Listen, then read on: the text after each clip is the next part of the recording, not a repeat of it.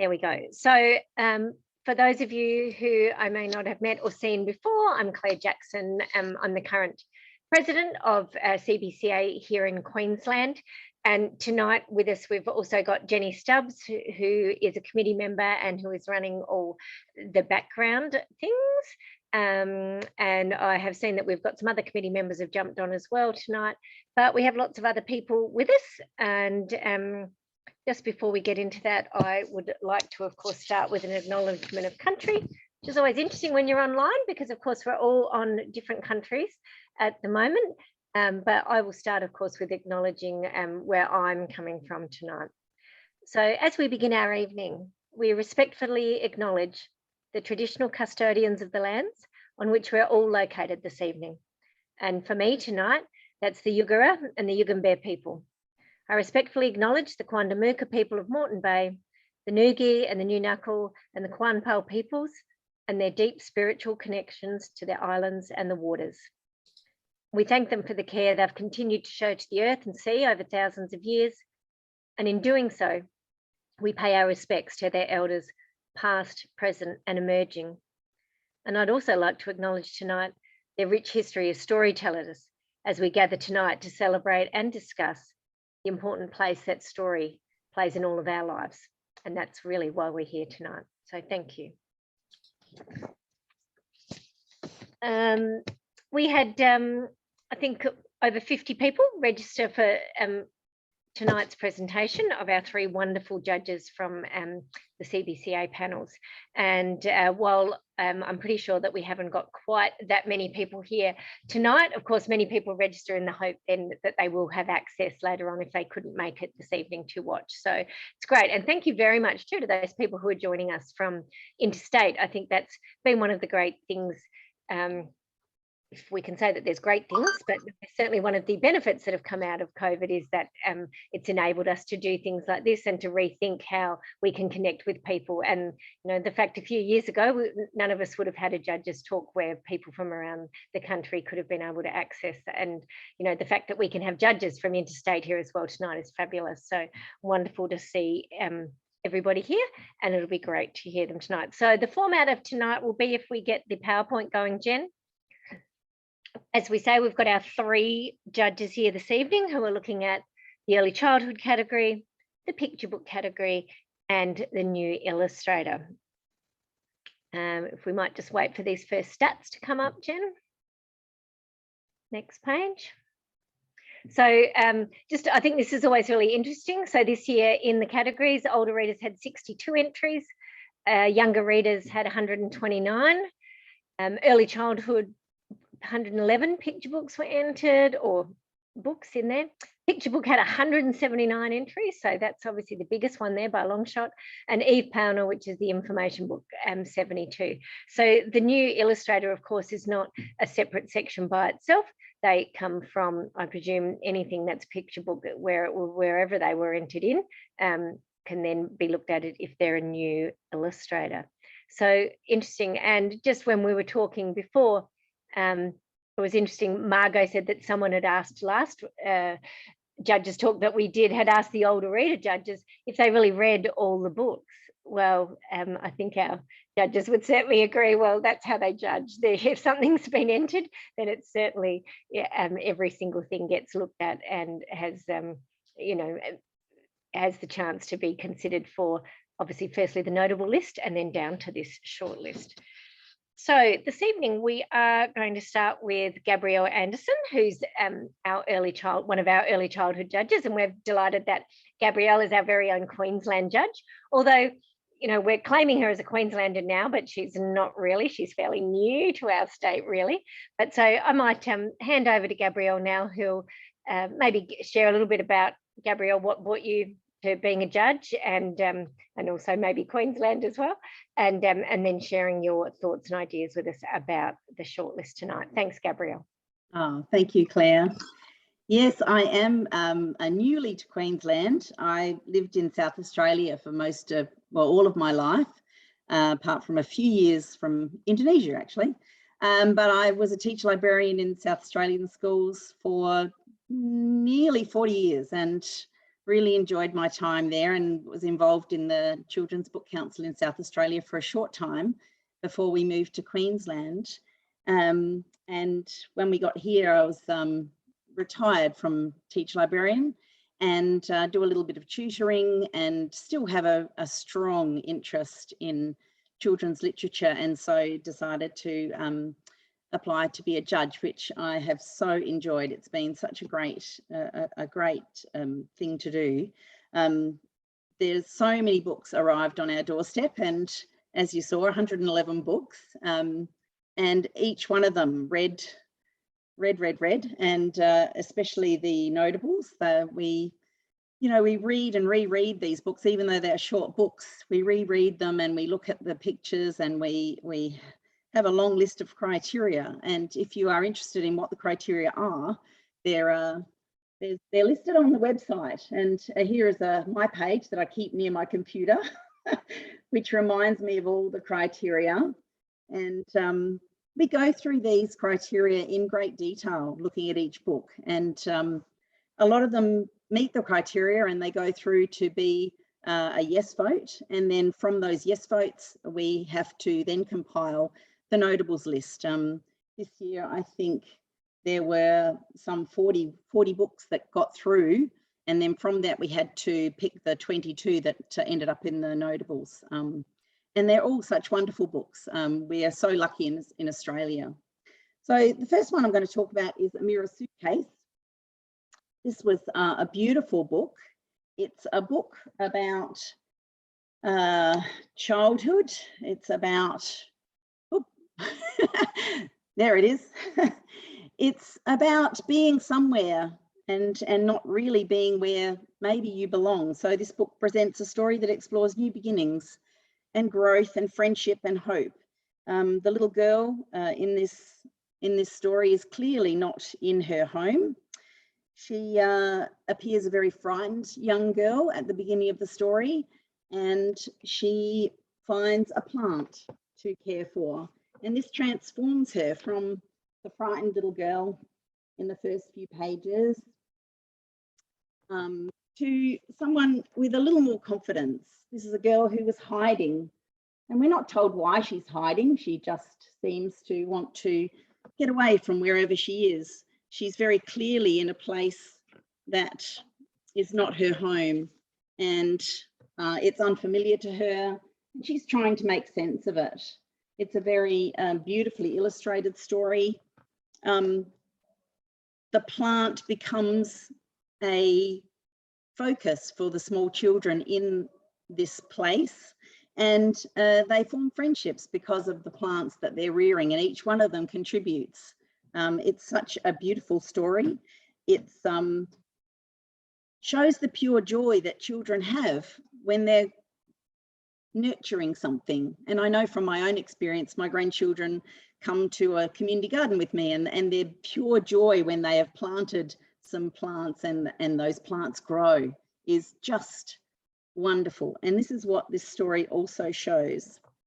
So Amira becomes more confident, and she makes friends, and her life changes because of the things that she comes across, and she has hope for her future.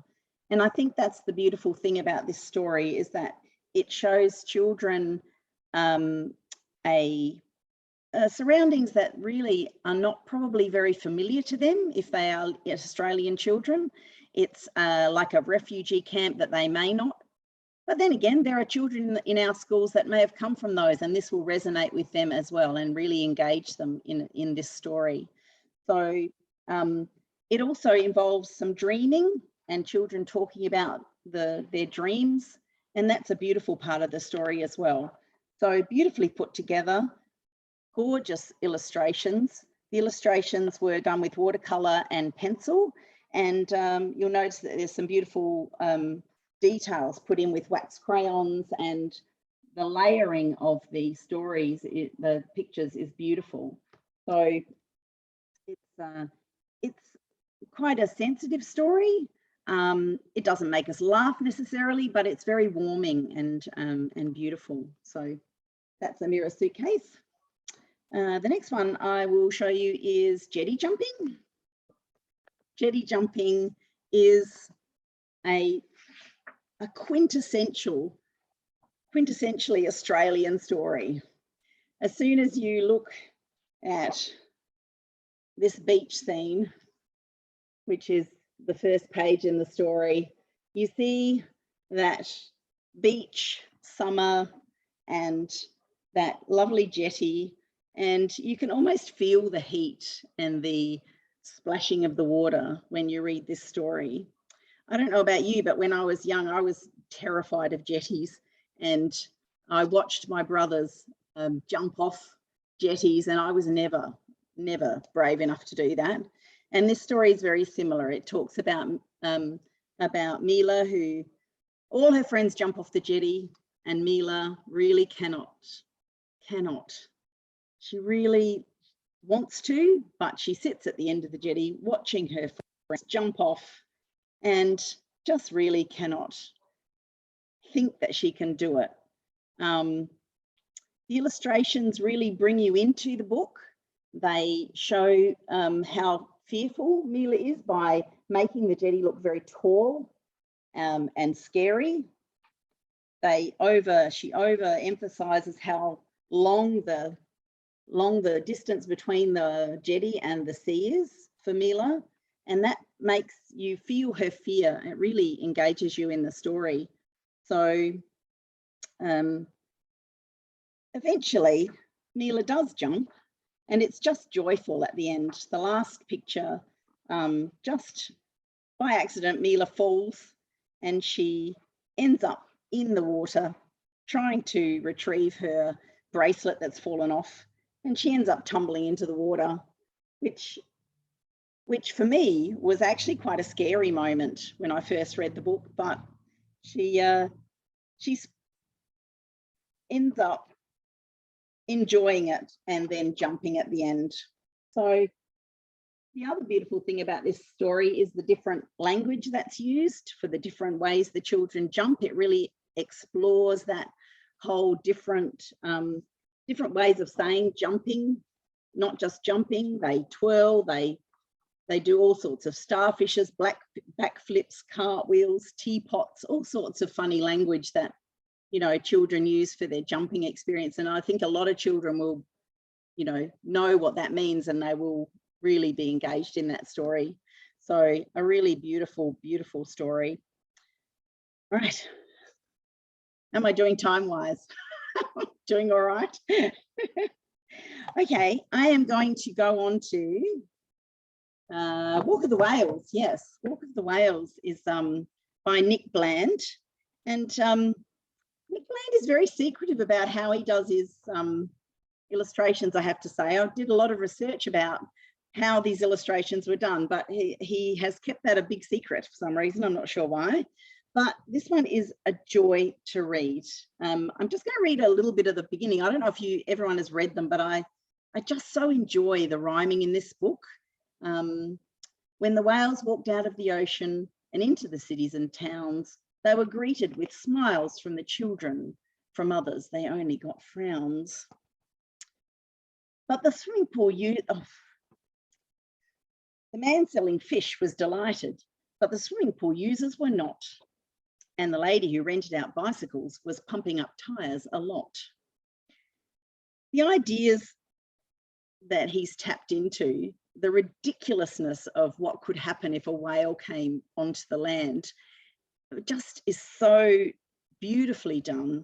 The absurdity just makes everyone smile, and it triggers kids' imagination so beautifully, and it's something that kids would come up with, these ideas.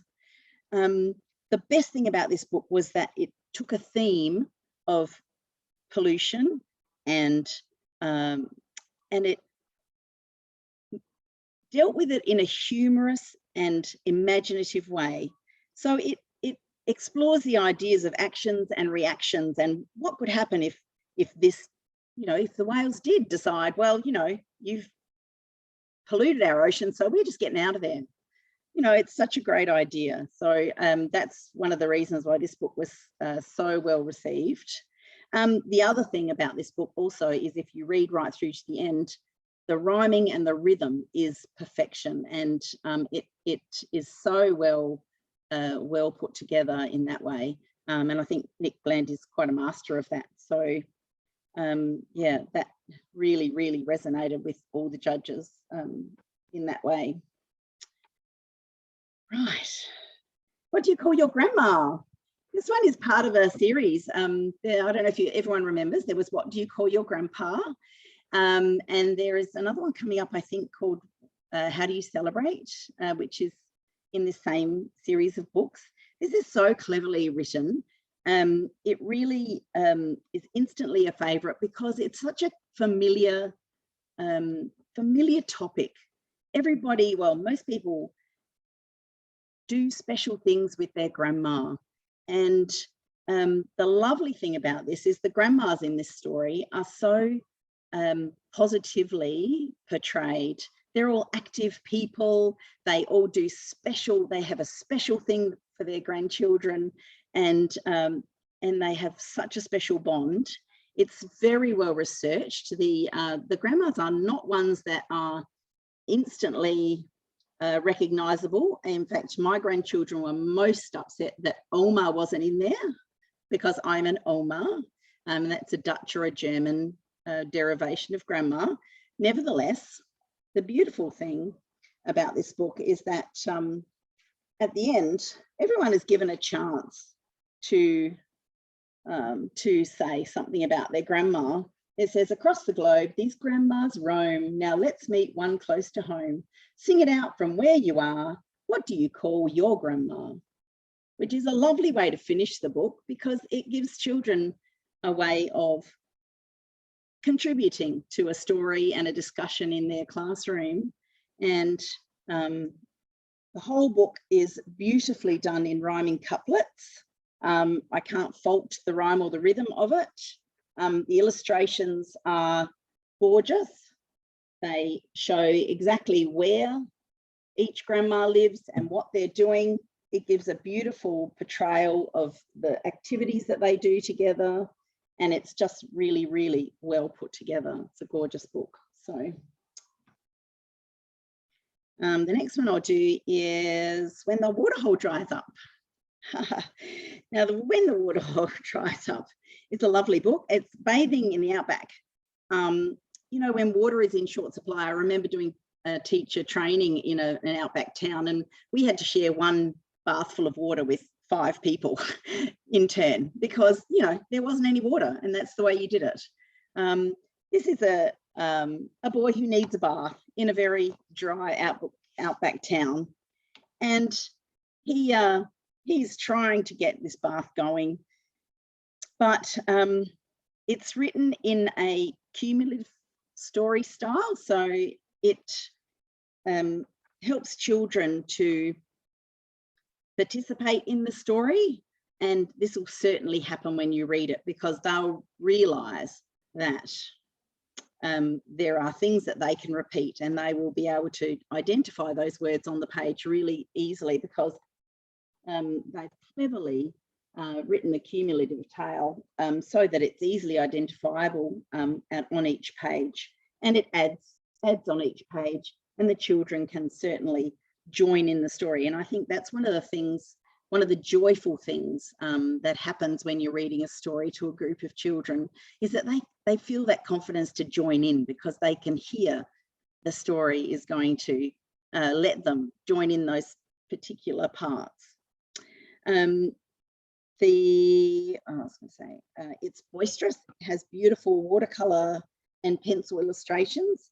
It has larger than life animal characters in it, and they are really fun. And it is a really fun story, and I think that's what makes it different from many of the other stories in this shortlist. And in the bath creeps a croc, a clumsy croc, in a bubble bath in an outback place where the dusty boy is waiting. And in the bath rushes a roo, a rollicking roo, with a clumsy croc in a bubble bath in an outback place where a dusty boy is waiting. And that alliteration for the animals is gorgeous too. So lots of positive things for that story too, that I think the kids will enjoy. The last one is Winston and the Indoor Cat.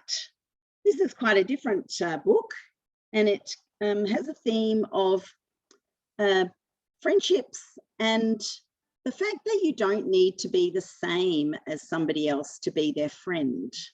You can have different interests and you can have different perspectives on life, but you can still be close and be friends. And I think that's this is not the first book that we had this year that covered helping children to form friendships. We had a few. In the notables, there was How to Make Friends a Bear's Guide, which also touched on this fact that you don't need to have the same interests as other people to be close to somebody and to be their friend. So this one is particularly beautiful because it has quite simple text, not too much text on each page.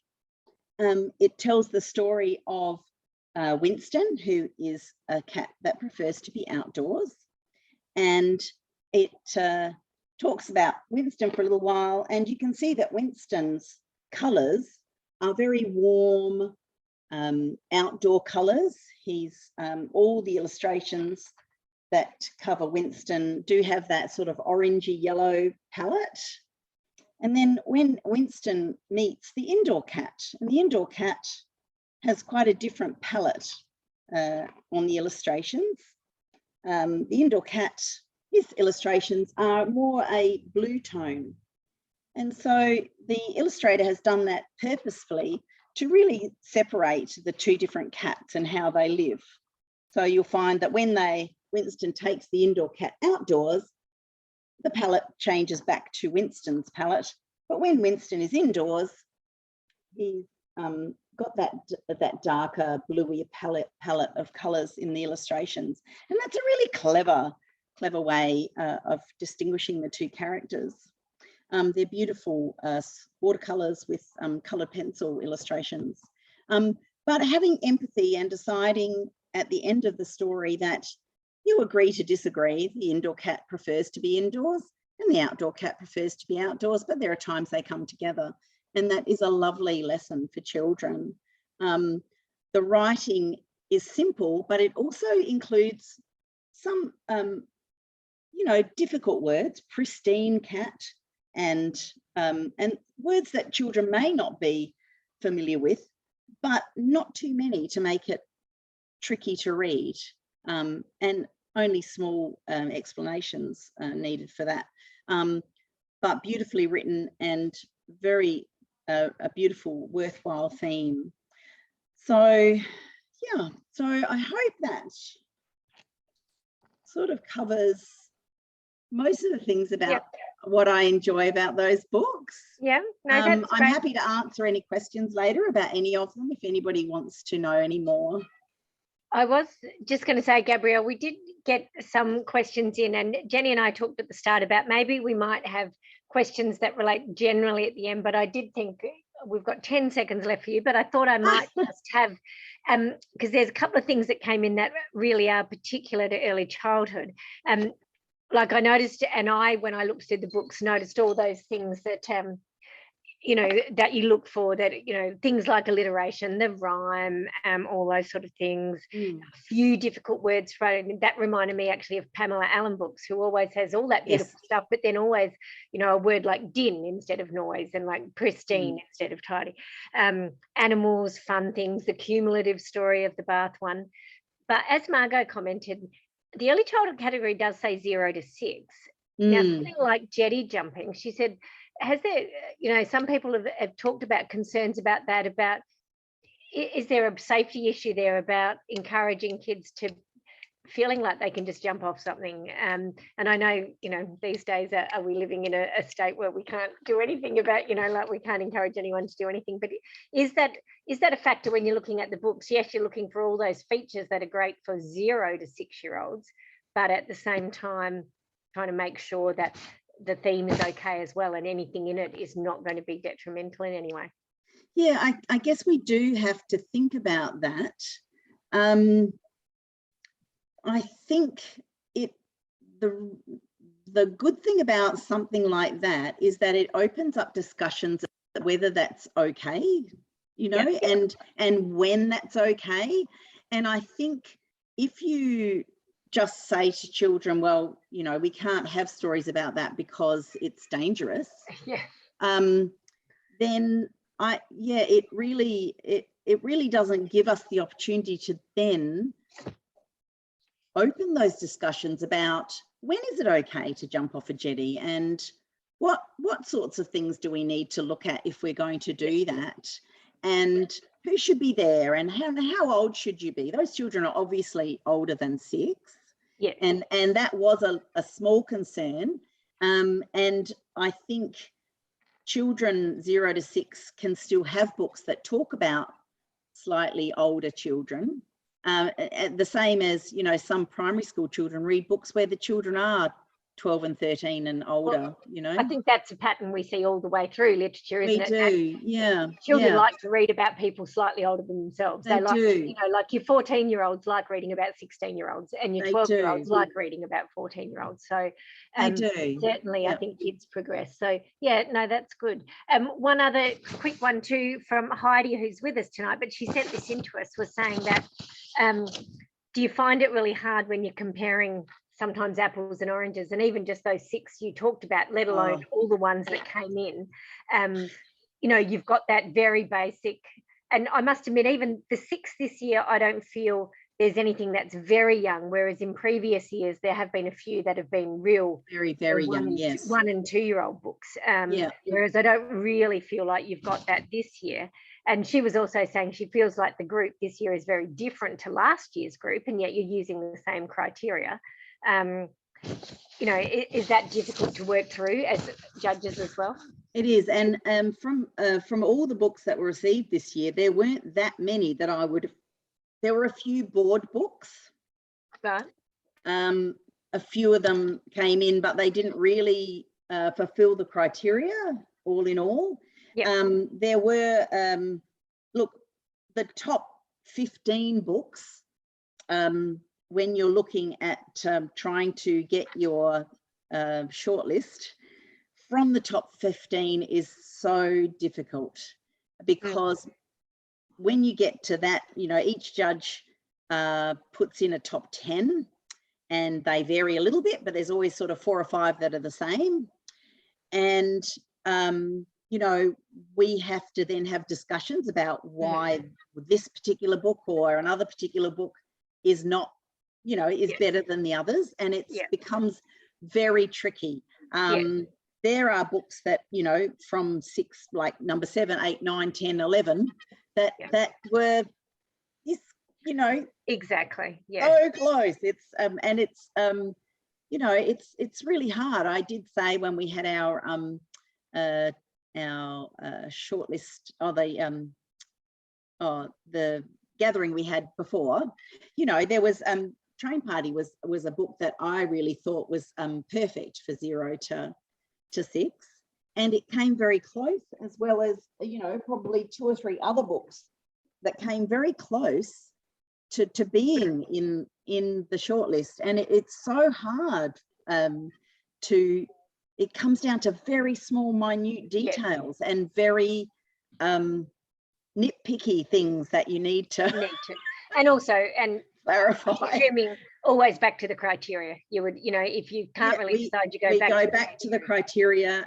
I had, you know, I went when we get to the top 10, then I went back to the criteria. I had a very strict a system of points that I used, and I'm sure the other judges did the same sort of thing. We have, you know, we go back to the books time after time, and we try and just focus on those criteria.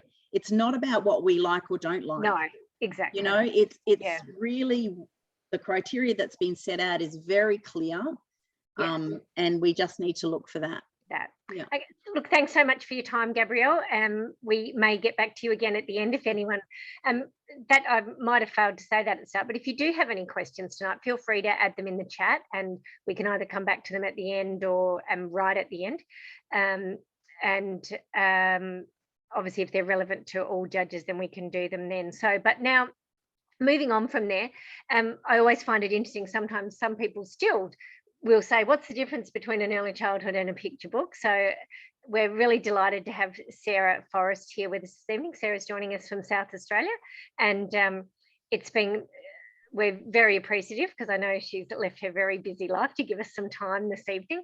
So Sarah, I might get you to introduce yourself, let us know a little bit about you, and then go through the notable, the shortlist books this year for the picture book category.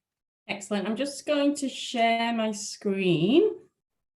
Can everybody see that PowerPoint now? Yes. Okay, good. Okay. Yes. Hello, everybody. My name's Sarah, and I'm zooming in from Adelaide. So thank you very much for having me this evening. So I'm a lecturer at the University of South Australia, and I work with pre-service teachers, so pre-service primary, but mainly secondary English teachers. And I'm also a PhD candidate at the same university. And I've got a real interest in visual text and multimodal text. And I just wanted to echo some of the things that Gabrielle said. You know, being a judge is just such an exciting and rewarding experience. And I always tell people that it really is a dream come true for me to be a judge for the CBCA. The CBCA has been really pivotal for me. When I first moved to Australia from the UK 11 years ago, I knew nothing about Australian literature for children, and the CBCA has always been my go-to. So yeah, I feel very honoured to be in the place that I am. So thank you for having me. And I also just wanted to say a little bit of something about the criteria, and we do have a lot of criteria that we work through in the picture book category. But one of the ideas from the criteria that I really tuned into this year was the idea that through writing and illustrations, a quality picture book should extend readers' experiences and help them understand more about themselves and the world around them. And that's one thing that I think all the picture books on our shortlist do, but in very different ways. And another thing that resonated with me from the criteria was this concept of mood, and whether that's sustained or varied through a narrative. And again, the role that words and images have in creating that mood. And again, I think this was something that our shortlisted books did very well. So I'm just going to talk about each one in turn, I hope. Okay, so I'm going to start with Blue Flower. I've just done them in alphabetical order. So Blue Flower, we thought that this was a really beautiful book that explored themes of disliking school, self-love, and being proud to be different. And we felt like it was a really unique voice and perspective, because we read lots of books that celebrate school and going to school, but that's not every child's experience. And instead, this book touches on some of those anxieties that children might feel in a school environment, in a school context. But it also celebrates that idea of finding your own identity in relation to that, you know, that important part of being a child is going to school. And there's a lovely passage near the end of the book where the protagonist says that she says, I felt I should say sorry. She wants to say sorry to herself for all the time she's told herself that she was slow and silly and not wonderful at all. And it was just a really nice way to show that notion of self-acceptance and self-love. And I think that, you know, comparing ourselves to other people is a human trait. And I think it is more exaggerated than ever in our world of social media. And I just think that that was a really nice message to portray to children, this idea of loving yourself and picking yourself back up and carrying on. Now, I keep saying her for the protagonist, but the gender of the protagonist in Blue Flower is never explicitly stated. And I think that was another thing that we found quite powerful and unique. you know, and I guess I'm drawing on my own experience. I've got 2 daughters, so I read the text with that lens, but I think lots of different children and parents will see their own experiences reflected in this text, which makes it, you know, appealing to all. We also loved that the book was filled with really genuine emotion, and the central character was very strong and had a really strong inner dialogue. There was also those changes in mood. So I've chosen 2 images on the screen there. So the one on the monkey bars, you know, the tone, you know, a little bit more subdued with the colors. And then the other image is taken from the end, where the protagonist kind of realizes that she's a blue flower in the middle of this yellow field, and that it's okay to be different. And she kind of celebrates that blue streak in her nature. So yeah, we thought it was a thought-provoking book and would generate lots of discussion with children. The next one I'm going to talk about is Iceberg, which we felt could be described as either literary non-fiction or non-fiction narrative. And we just felt it had that perfect balance between fact and narrative. There was a balance between scientific terminology and lyrical poetry. Again, it was this unique perspective. This time, the iceberg is the protagonist. And, you know, this iceberg is portrayed as the central character, and we follow this iceberg's journey across time and place, which we thought was a really unique idea for a picture book. And you get, there's also a really wonderful sense of time and place here. It's set in the Antarctic across the space of a year, and you become fully immersed in this icy environment, and you really feel the change in the seasons through the language and the images. And I definitely learned a lot about the Antarctic and this kind of mystical icy place. So it really did enrich my understanding of the world.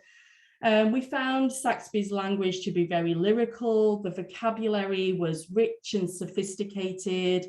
And yeah, like I said, that combination of technical terms and poetry was just, yeah, really powerful.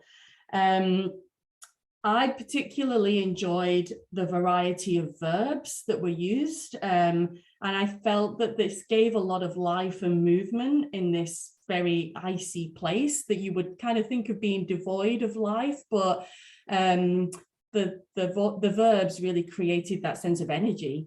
And I think that was reflected in the images as well. So you can see in the image on the right there, you get glimpses to the life below the surface of the water, and you see the plants and the animals that live there. So you get this real sense of the life below the surface of the water. You know, in this book, there's just so many shades of blue. We, you know, couldn't believe how many shades of blue there possibly could be. And it really helps to capture this notion of how things change in the Antarctic across the space of a year.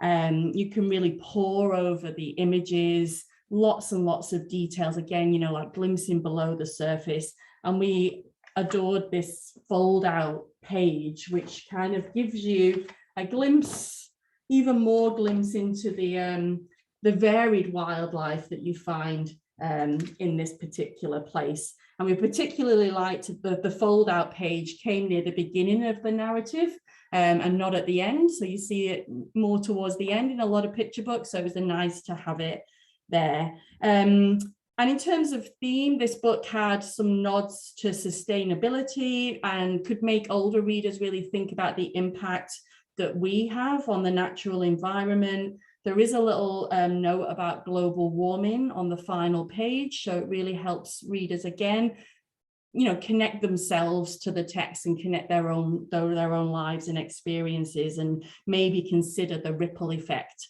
of how our actions, you know, impact the world, even to the kind of very tips of our planet. So that was Iceberg. The next one is Just One B. Again, a book which focuses on sustainability. And And we had quite a lot of books about climate change and sustainability, but we particularly liked how this book explored the role of bees in our environment, and we felt that this offered a fresh perspective. We thought that the illustration was really unique and had almost a retro quality to the images. There's quite a limited palette, and as you can see from the images, I've selected those reds and browns and oranges really work to create this arid environment, and you can almost feel the heat and the dryness of the setting from the colors that have been used. Again, there's a strong sense of place, and again, the environment is almost developed as a character that as part of this narrative. Again, the language is poetic and balanced. So you can see an example on the screen there: the sun burns, the wind howls, the dust whirls. So that kind of repetition, the rhythm, again, the variety of verbs. And we really liked how, there were two central characters and they had really distinct voices.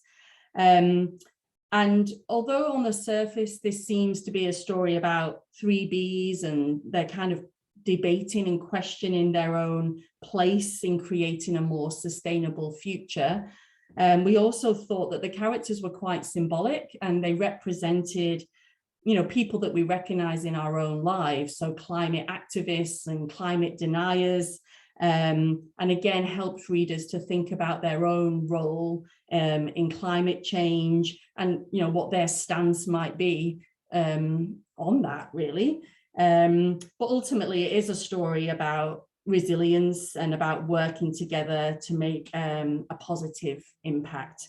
And in terms of mood and tone, there are some beautiful shifts. So we've got these very bleak and barren images that you can see on the screen. And then suddenly towards the end, this burst of colour with the fields of flowers. So all of a sudden you get all this green, which really re-energizes the book and helps you think about the central message, which is, about sustainability.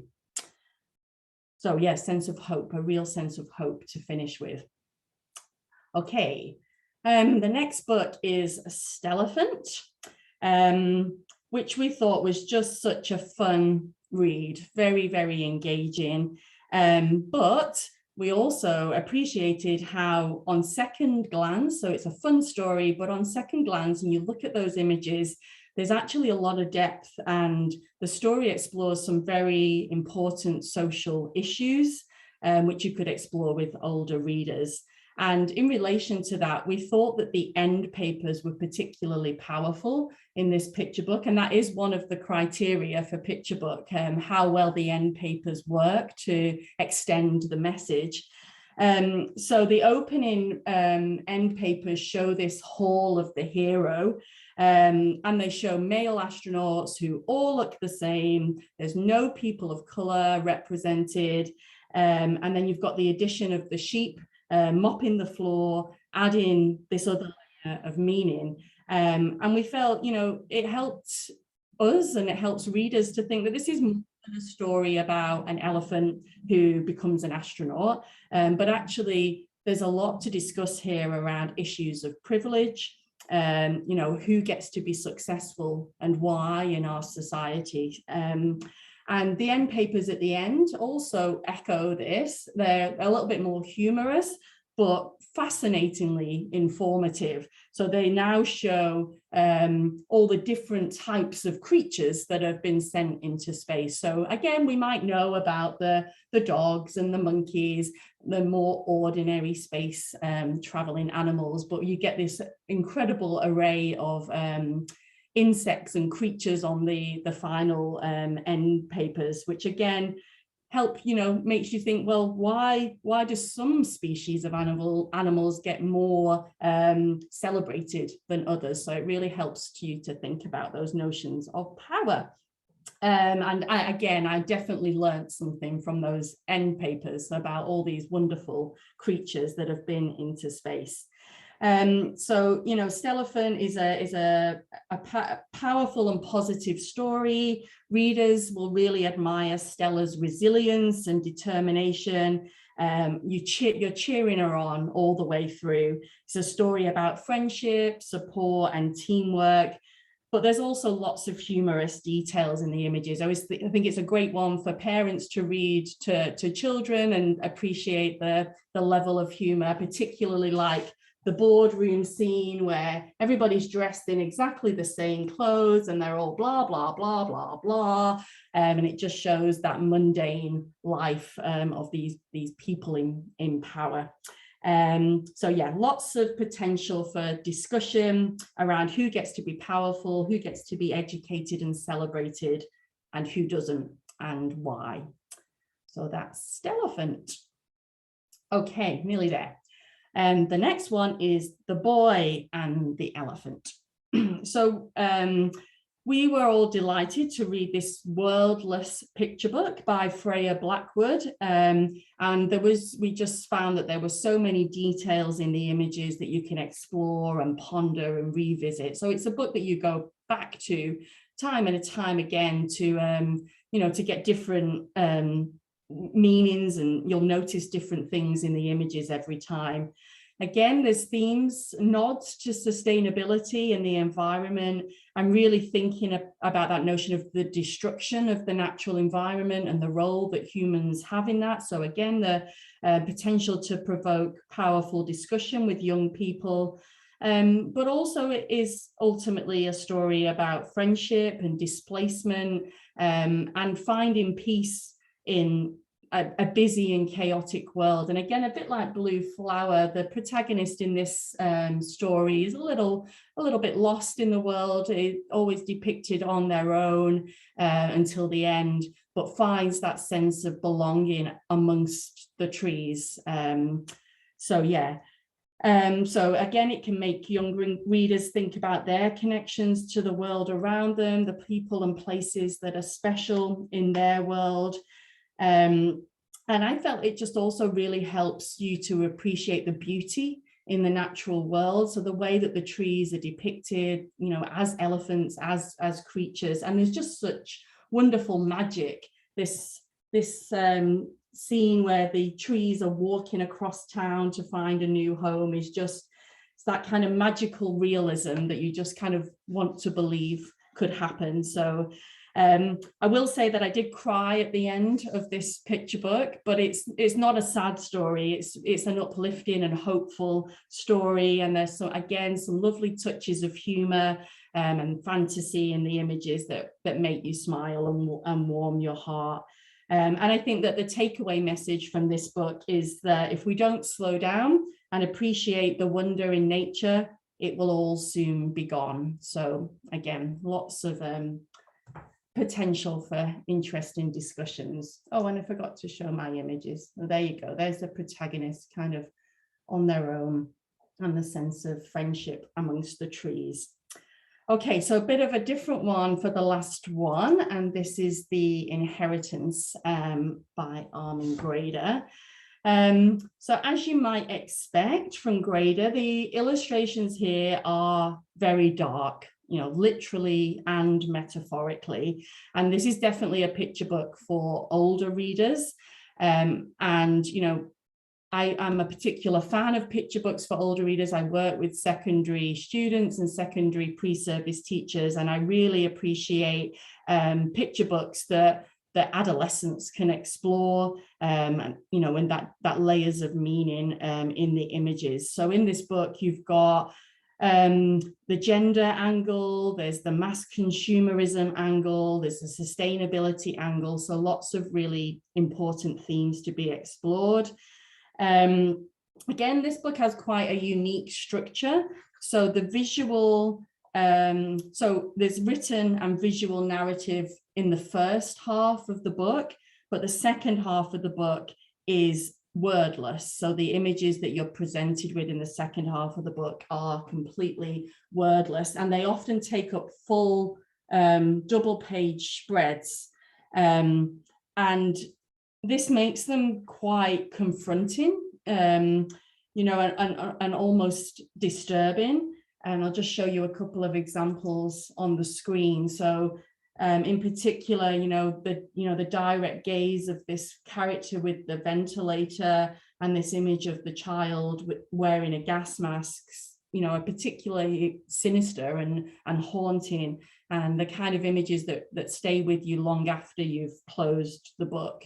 But also I think that they're important images because they're so evocative of our reality. We see images like this. So this one is showing litter on a beach. There's others, all the cars on the highway. We see images like this in our own lives, in reality and in the media. So it really does help you to kind of stop and think about the world around you.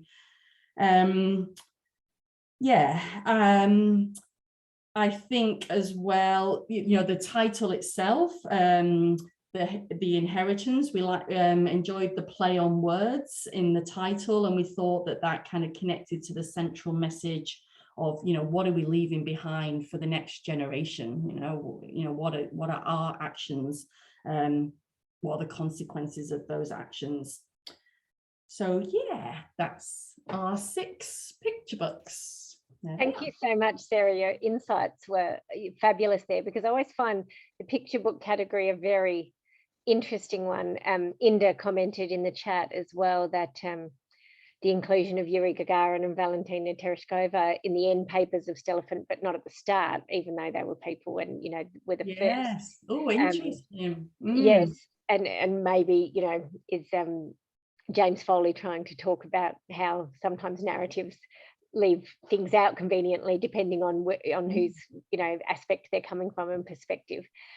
We have gone a little bit over, and I'm aware, Jenny, I'm aware, but I just very quickly wanted to say to you, because this is sort of my thinking about picture books.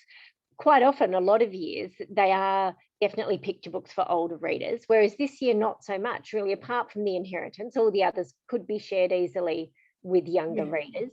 Was that a bit of a theme this year? Did you not get as many picture books entered that were for an older audience?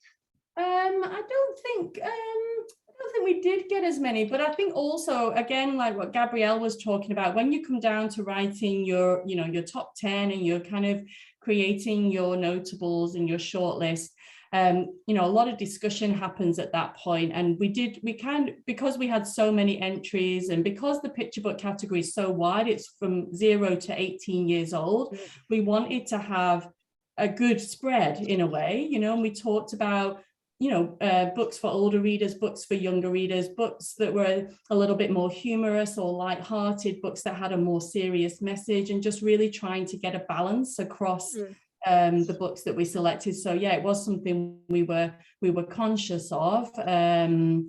But yeah, maybe I don't know if Margot can step in, but we did definitely have a few for that were more suitable for older readers. Well, that might be a good time for us to say thank you so much, Sarah, again, and we really appreciate your time this evening. And if we do get anything through from anyone over the next throughout Margot's chat, we can always come back to you at the end. So Margot, introducing you to talk about New Illustrator this evening. New Illustrator is an interesting category because it actually comes out of picture book and the early childhood, I presume. In fact, maybe you could, as you introduce yourself and tell us about you, also just give us a little bit of background with New Illustrator. Is that a separate category that publishers also put their books into that, or does it come from, if they've been entered into, can they be entered into the picture book in the early childhood as well as then into you, or how do they get chosen? So thanks, Margot. Okay, so I'm just going to share my screen. Just give me a second for it to come up, and then I'll explain about where it comes from. Just need to tell it to run it like a slideshow. Okay, and I'll just go back here. Okay, so a little bit about me. I was a primary school teacher librarian for 33 years in a whole lot of different sorts of schools. I'm now the EB Australia National Secretary. You might want to find out a little bit more about EB by just Googling it. It's a wonderful organisation, international organisation. And I have a blog with about 2,500 book reviews, which I started in 2008.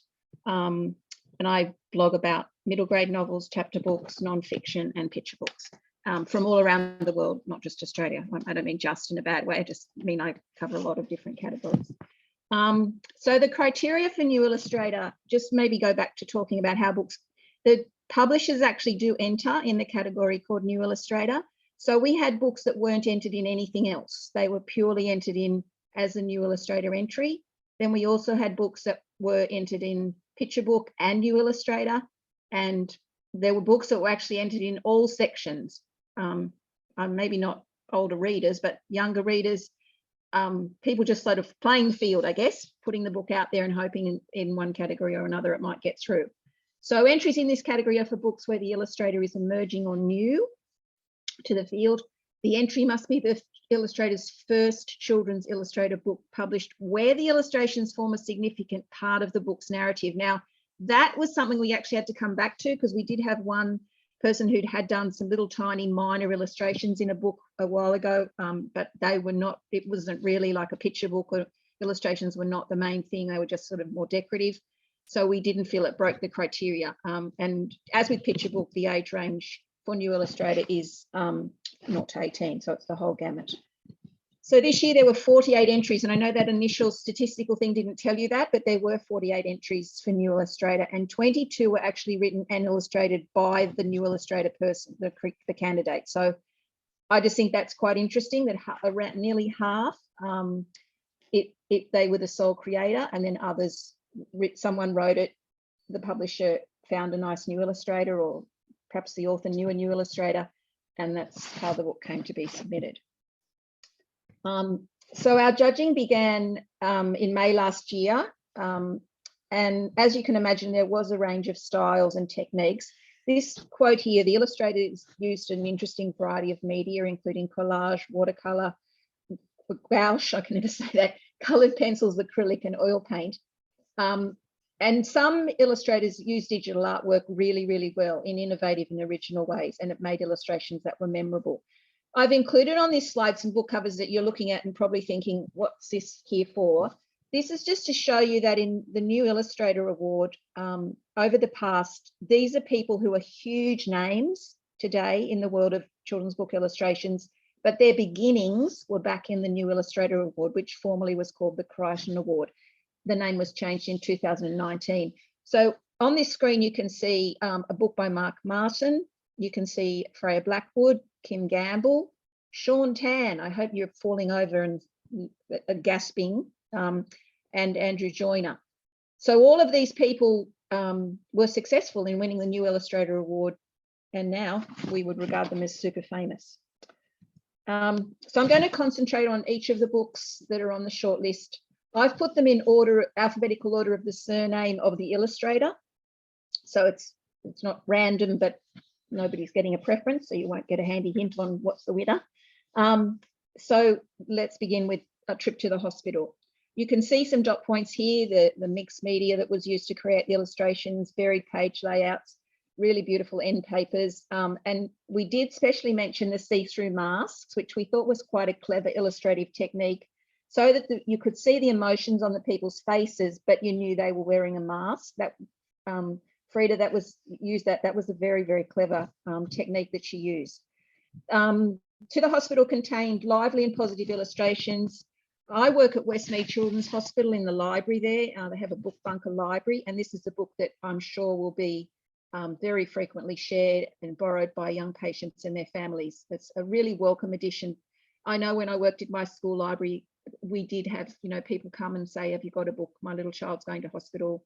We need to read something about that. And this book's a good combination of factual, non-fiction, scientific, but also done in such an energetic and happy and lighthearted. And yet there's a serious tone. We know these 3 children are unwell and need medical help, but at no sense do you feel that something bad's going to happen. All 3 are going to be fine and really, really well cared for. The graph paper backgrounds on some pages gave this book a scientific feel, which matched the factual nature of the text, but the serious topic is treated with a light touch and joyous energy. In this illustration, you can see that energy reflected in all the medical staff. The next book I'm going to talk about is Everyday Wonders by Natala Gretz. She's a graphic designer, and tonight I found out she lives in Queensland. And her graphic design skills really show in this book. The everyday wonders in this book are not famous people. They're just everyday people. This is a book in the New Illustrator category, which showcases very skilled digital art. She's created 16 fictitious women, and in a short text accompanied by vibrant, detailed illustrations, readers discover people who are brave, clever, and curious. The style of this book might remind you of Little People, Big Dreams or Goodnight Stories for Rebel Girls, but the big difference is none of the girls and women in this book are real people. The author hopes that children will be inspired to follow their own passion, because the world needs everyday people who are wonders, and hence the title. The characters come from different parts of the world. We meet a surgeon, a fashion designer, a beekeeper, a wildlife carer and an opera singer, a mechanic, a perfumer, an archaeologist, a mathematician and an entomologist. The women and girls in this book are also all ages, from very young to older, and the book has a diverse representation of characters along with their amazing careers. We also see the passions of women outside the workplace. The illustrations in this book warrant very close study. Every double spread contains a wealth of extra detail for the readers to explore, such as the titles of the books on the bookshelves, the slogans on posters and the labels on jars. The end papers are decorative, but it's fabric that we see later that's actually used by the fashion designer. The final double spread contains many of the objects previously mentioned on the pages, with important keywords depicted in ribbons, words like caring, remarkable, marvellous, creative, adventurous, and imaginative. The message in this book is that these women and children are everyday wonders, and perhaps readers can follow their example by simply taking life on and doing what makes you happy and living a well-rounded existence. When you go into the website for the illustrator of this book, you'll see she's also developed a card game to go with this book. Sharks, the great white shark. Sharks are fierce and feared. Cindy Lane gives her readers every possible underworld water perspective of these famous creatures. The end papers in this book deserve special mention. We love the way the cover design stretches across from front to back, inviting curiosity. And you see the shark, as I mentioned, from all angles. Sharks are not warm and fuzzy, they're fierce. But while Cindy Lane certainly shows their power and terror through her illustrations, she somehow also shows their soft and compassionate side when we see the mother shark surrounded by her new pups. I especially liked the page near the beginning where we see the shark just under the surface of the water. In the end papers, we see a shark swimming towards the reader at the beginning and swimming away at the end. The cover design, as I mentioned, stretches across the front and back, inviting readers to discover more about legendary sharks which inhabit our coastline. The judges especially noted the way Cindy Lane shows light and shadow and all the shades of blue reflecting the depth of the ocean. On one page, you can almost hear the shark as it crunches into the turtle shell. While the great white shark employed so many shades of blue, here in Walking in Gadgajoo country, we have every shade of green. The end papers, which are different front and back, are so inviting, and on every page inside this book, there are so many plants and animals to explore. This book will be enjoyed by curious readers who want to explore the richly detailed illustrations, and at times it even feels a little bit like a very sophisticated Where's Wally? The judges commented that the illustrations in this book are both accurate and beautiful. They connect explicitly to the words and act as a visual translation. In my comments, I described the circle illustrations by Emma Long as magnifying glasses. These give a personal feeling to the book that we, the reader, are also scientists. We are also making a close study of the monsoon rainforest. They also help to focus the reader's attention. Emma Long uses cross sections and zoom ins to show the animals in their natural habitat. This is a monsoon rainforest, so we see dark clouds, dark storm clouds gathering in the background, and then we enjoy the relief of a rainbow near the end. This book is presented over the time span of one day, as evidenced by the night sky on the final page. This book has also been shortlisted in Eve Pownell, and it's the only book in the whole of all the shortlists this year that's actually in more than one category. In her speech the other night, Cheryl Coots used some beautiful words. She said, this book is visually enticing, and I'm sure our three judges would agree with those words. The next book is For Love by Christina Neri. It was the only book entered in New Illustrator and Picture Book with a dust jacket. And I must say, personally, I leapt off the chair and screamed with delight because I'm a bit of a fan of dust jackets. We love the choice of medium that she used, the blue shades enhanced by brighter reds and greens. There were amazing production values in this book. I mentioned the dust jacket, a heavy matte stock paper, a carefully crafted design. The illustrator here is another graphic designer. Every page turn in this book is interesting. So she uses colours such as denim blue, bright red, green and yellow for her digital graphic art. She fills every page with illustrations and patterns with fine lines which give the pages texture. I loved the way she showed emotional depth in the story through the way she drew the eyes of the young girl. I'll show you that in the next screen. The young girl and her father. I'm just going to go back. I've just missed a little bit, which I did want to read to you. Just to give you a couple of text quotes from this book, which give you a sense of the way it works. This is a little bit abbreviated, but it just sets a rhythm. The little girl says, "Papa, why do bees exist?" "For love," he replied. "Bees exist for love." "Papa, why do snails exist?" "For love, my child. Snails exist for love." "Papa, why do worms exist?" "For love. Worms exist for love," was all that he said. Then we see the little girl fall head first into a prickly cactus plant while trying to rescue a beetle from a spider web. It's a moment in the story that is sure to make all readers gasp. Every day, Karina and her father leave their little whitewashed cottage near a seaside fishing village. They climb a treacherous path with their donkey to a parcel of land where their father grows crops of beans and tomatoes. The setting of this book feels like a Greek island on the Mediterranean. I love the way Christina gave the little girl delicate pink cheeks. It's very reminiscent of the Austrian illustrator Julie Volk. This book celebrates a relationship between the father and his daughter, his patience, the reassurance that comes from daily routines, and the importance of love in a family. As with For Love, the previous book I just talked about, in this book, we also see a very specific and restrained colour palette. The illustrations in this book and text are fully entwined. There's skilled use of white space. The nighttime page made with beautiful green hues contrasting against the orange of the little boy's name. And when you touch this book, the front cover has a texture to it. The judges made special mention of the visual metaphors linked to the complexity of Zim's name, images of wool and paper as he tries to shrink and fold his name, the puffer fish, the bang as it explodes to full size, and finally the bird as it takes flight. The greens work to contrast and emphasize with the orange of his name. The illustrations and text are entwined to convey a difficult balance that some children experience between being different and celebrating their cultural heritage.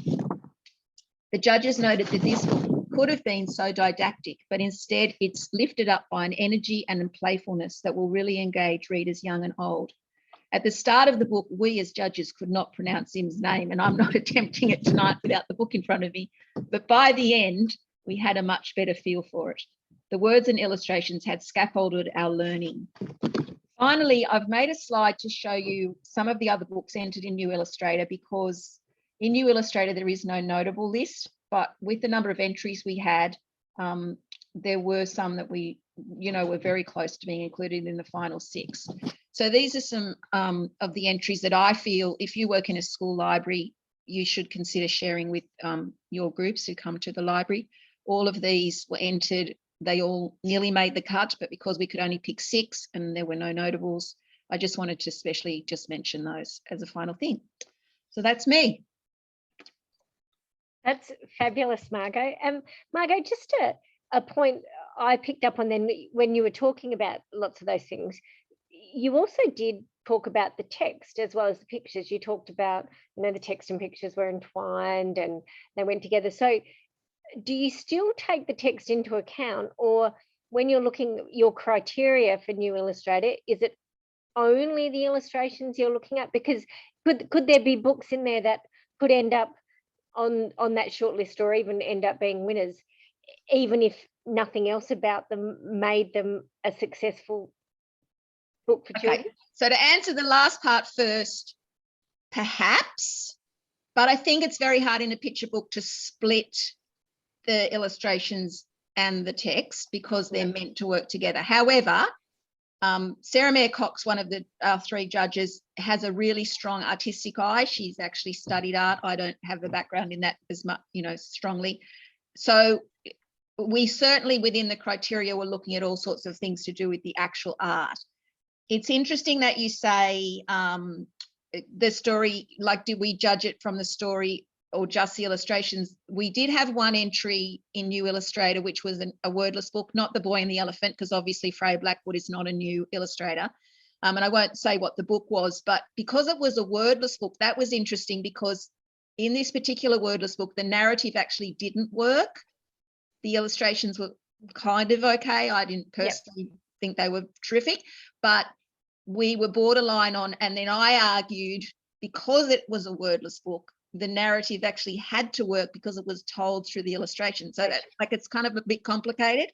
Yeah. But in terms of the criteria, we are supposed to be looking at the art, but I think it's pretty hard to just rip them apart and say, we just disregard what the text says, because the illustration should extend the text. So you've got to read the text to know, well, wow, he doesn't, no part in the For Love one, for example, does it say it's in the Mediterranean, but we just surmise that. No part in the one with the little boy with the name, does it say, well, no, it does say that he's deeply sad, but you need to see the expression of that on how he's relating to other people within the illustrations. So it's a bit complicated, I guess, not answering that particularly well. No, that was really good. No, thank you so much again for your insight. Yes, it is. And once again, to look at something really critically, like these picture books, and to be able to really judge and to say, what makes them stand out. And as you say, very good to look back in history and see those people who are now the giants of children's illustration. Who knew? I didn't know. I didn't realise Kim Gamble or Sean Tan. I went, wow. Yeah. So that's fabulous. No, thank you so much for your time. One other question that we do have come in, but I think really Gabrielle sort of touched on it, and unless Sarah and Margot had anything else to say, talking about the fact that with all those entries, is it much harder to get the shortlist from the notables than it is to get the notables from the original huge numbers that come in? And I know Gabrielle said at the start, like there was 7, 8, 9, that you have to come up with your 10, and then obviously there'd be quite robust discussions, I'm sure, between judges about then how you get your 10 down to 6. Sarah or Margot, either of you got anything to add to that about, is it an easier process? I think is it very easy to get rid of some quickly at the start? Yeah, it was easy to get rid of some quickly, but I think in every question that's been asked tonight, the layer below is what gets entered. So I'd never really, I've taught, the shortlist and book week and all that stuff for hundreds of years and shared it with the children, done the whole thing, but I never really thought about it from the point of view of, well, actually they can only be judged on what gets entered. So it's only as good as that. So it's interesting that we had a lot of consensus about the picture book of the year shortlist and notables, but we probably had a little bit more debate about New Illustrator, just how it worked out this year by what got entered. I don't think it's about how our subjective eyes worked or whatever. But yeah, so if I'd have had, could have had more notables in picture book, I probably would have, but we were limited on that to 25. And there were no notables for New Illustrator. I don't know if Sarah wants to add to that. No? Oh, good. Perfect. Guys, we've done very well on time. It is 7:16 and we were hoping to wrap up at about 7:15. I will just finish with a couple of things that follow on really well from that. As Margot said, I know lots of people listening in tonight or watching later on come from that teaching or teacher librarian background. And as you say, for, millions of years, we do that thing, that's what we do with kids. We look at text and we study it and we look at it with them. This year, of course, the CBCA has given everyone the opportunity to take part in this fabulous new SUN project, Shadow Judging, where we're encouraging now adults to work with groups of children and to mirror that that process that the judges go through. So, and as I think Gabrielle touched on at the start too, it's not about whether you like a book or not. It's about looking at the criteria, and that I know people from all around the country have now had the opportunity to put in an application for that and get funded groups from that. And of course, there's still the option, if now that the funded applications have closed, if you're a person who still might like to do that anyway, you can contact your local branch, whatever state you're in, to look at that. But it'll be a really fascinating thing this year for the first time to have during Book Week an announcement to see what children's groups around Australia, while trying to look at that criteria, came up with in comparison to what the judges. So I think that'll be very interesting this year moving forward. So a little bit of a plug for that. I'm just looking at one last question here, and issue was alluded to in an earlier question about Jetty jumping older reader category caters for high school students, younger readers grade 5 to 8. No, I think younger reader is 7 to 12 years old, actually, I think, on the criteria.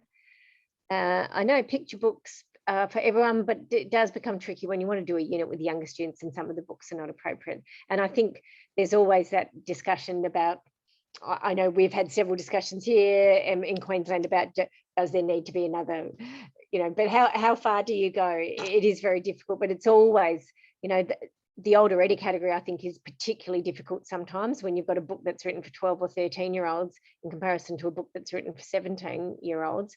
I mean, that's a massive difference. And in the younger reader as well, the category is the ages of 7 to 12, but what you might read to a grade 2 or 3 and what some grade 6s are ready for is quite different as well. So yeah, I think that's always going to be an issue. And how many categories do you have? How far do you keep going? The other thing I did want to say is, don't forget that judges' reports are available on the CBCA national website on the shortlist and the notables page. So feel free to go in there and have a look. And Gabrielle said at the start too that the criteria is visible for everyone as well. So that's a good thing to, anyone could explore that with classes. And last of all, a little quiet plug for, particularly for our Queensland people, that this year, again, we are hosting our annual Book Week dinner, Friday the 19th, and going along with our wonderful theme of dreaming with eyes open this year, we're hosting it at First Nations Art Gallery and Cafe in the city, and we're having some great people in conversation there. And we're just waiting to hear on one special guest. We hope he'll be appearing as well. So more details will come out certainly over that in the next month or so, and then jump on and get your tickets for that. People are asking about PowerPoint, access to the PowerPoint. Jen, the shortlist PowerPoint, is that available on our website, or is it something that we need to send a link to people?